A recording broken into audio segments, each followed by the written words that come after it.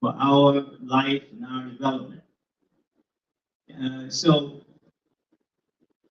my Imam, Imam Wartari Muhammad Rahimahullah, he said there's two, and there's other explanations for this too, but there's two places of sure revelation, sure unveiling, based upon observation and based upon divine decree. First one, as you know, is the revelation that Allah sends down to his prophets, and especially our Prophet Muhammad sallallahu alaihi wasallam. This is sure revelation. As we have said before, the very speech of God. I'm going to say this again, I'm saying it slow. The Quran is the very speech of Allah.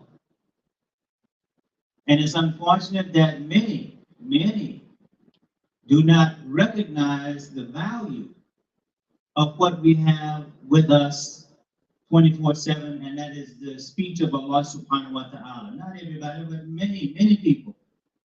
They go on with life as usual and unusual. So this term, yu'idduhu, for me, as a student and a teacher of the Quran, illustrates and it points out the fact that our creation as biologies, our creation as intellects, our creation as spiritual beings. I have to ask you this question: where did you come from? Answer. Allah created us. Where did he create us from? Nothing. So look how far you've come. Look how far we've come from nothing. This is from the Dars.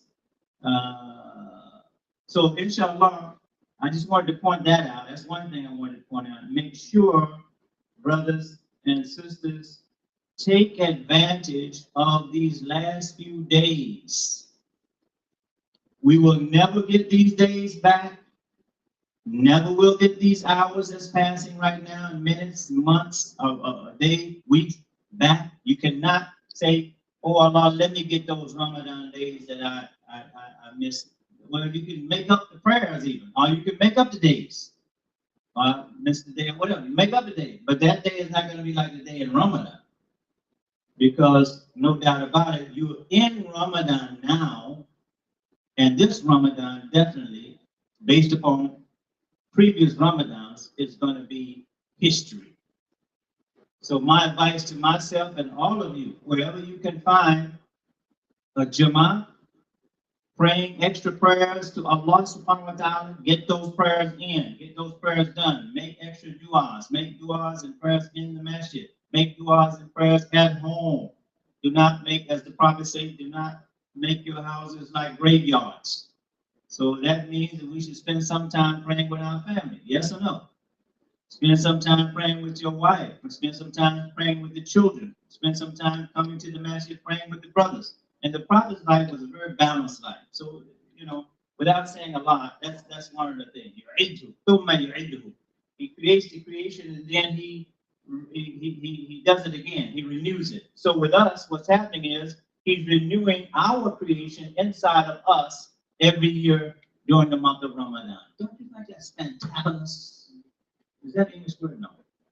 Don't you think that's wonderful that you are being remade all over again in Ramadan? And if we are praying during the 11 months out of Ramadan, you're constantly regenerating. You're constantly remaking yourself, inshallah. Let's say inshallah. So now let me read this section. Let me introduce this to you guys. I don't know if you heard this one or not. This is the Muslim Journal. This Muslim Journal newspaper is a newspaper that was produced by Malcolm. Malcolm was the first one that started this. It was Muhammad Speaks, many years ago. They still have it in the nation under Farrakhan. I think it's called now The Final Call. But this particular newspaper was put together first by Malcolm Abdul Malik Shabazz. And we still have it online, and we also have it in physical paper. This statement here is a statement from the conveners of Imams in all 50 states of the United States of America in our association, in my association, in our association, in that group that evolved under Elijah Muhammad, manifested with Imam W.D. Muhammad, and now with the community of Imam W.D. Muhammad nationally, which we work with all different communities, etc. Okay? So here's the statement. As Muslims, we are compelled to add our voices to those many different national, community, and faith leaders who have articulated their demands for an immediate ceasefire. The reason why I'm saying this is we can't go on with life as usual. And you have brothers and sisters, boys and girls, children being killed every day and every minute of the day too.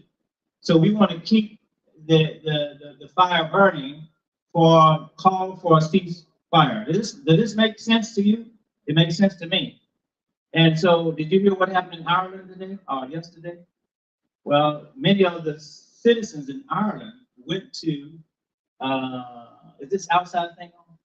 See if the outside volume on. They went into many of the markets and stores in Ireland, and they got buggies, and I'm talking about all over Ireland. I'm not talking about just one little city. All over Ireland, many of the citizens went and said, you need to get these products out of these stores because you are supporting criminals, assassins, people who are killing innocent men, women, boys, and girls in Gaza. And those baskets were full, and it's a national movement. It's not like a small 545 West Central Boulevard movement. It's a movement all over their country. And I think it's a bold movement. I think it's a wonderful movement, and people need to take note, sit up and take note. So I segue. So this demand reflects the reality of tens of thousands of Palestinians who have been put to death and have been suffered many injuries, a majority of whom are innocent women and children. The human devastation includes over 1.5 million people permanently displaced. You think this is important? This is very important.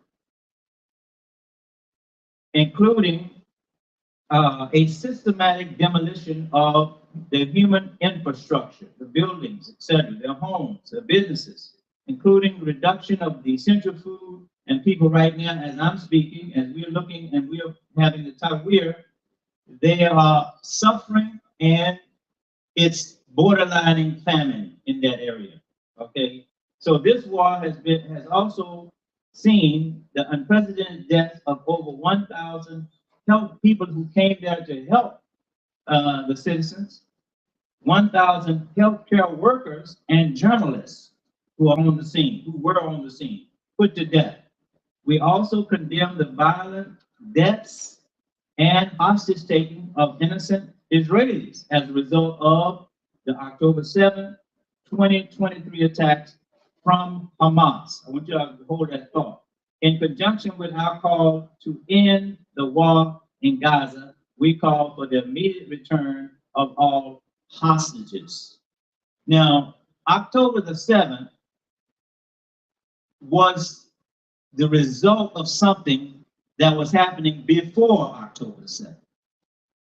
So you ask yourself, what is the cause? Why did they do that? They just came out of the blue and did that? You know, it had to be a reason. So no one asked the question, why did they do what they did? You know, it's a reason. So behind each cause, there's an effect. And behind each effect is a cause. So what we saw on October 7th was an effect, the response to a condition. Okay? So we are calling for, and this is about, I would say maybe upwards of 125, 130 imams in our association. And I know that ISCF and other civilized institutions that call themselves Muslims would not disagree with me in our position, taking the position, a call for immediate ceasefire in the human suffering. That's all I have to say about it. Thank you very much.